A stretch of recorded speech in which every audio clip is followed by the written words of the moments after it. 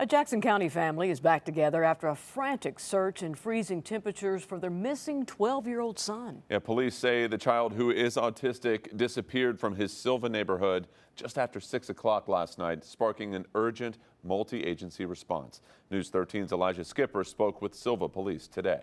Elijah, officers say time and the weather made this especially critical.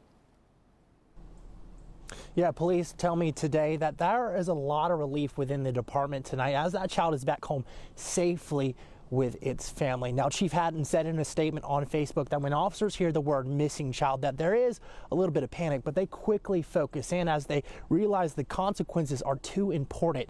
Now, this family didn't want to be interviewed tonight, but they did want to share their thanks for the first responders involved.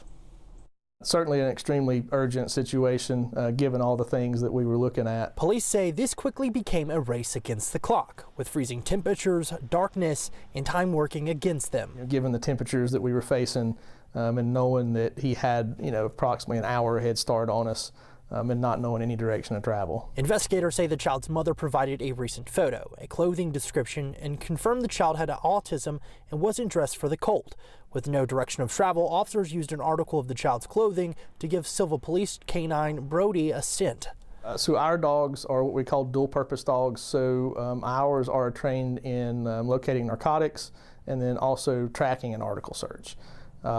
They do an extensive amount of training weekly with the Macon County Sheriff's Office on both of those things. Police say that training is why Canine Brody was deployed early, allowing officers to follow a scent immediately instead of waiting on a wider grid search. Your Jackson County Sheriff's Office, Emergency Management, North Carolina Highway Patrol. In fact, we didn't actually have to ask for much help. Most of those folks were already assisting when they heard the call go out. Drones with thermal imaging and a bloodhound from Macon County were requested, but before they were needed, Canine Brody picked up a strong scent.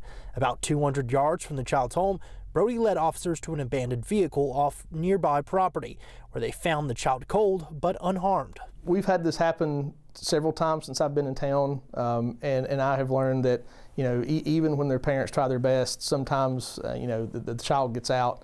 What I would say is the sooner we can be notified, the better off that we are.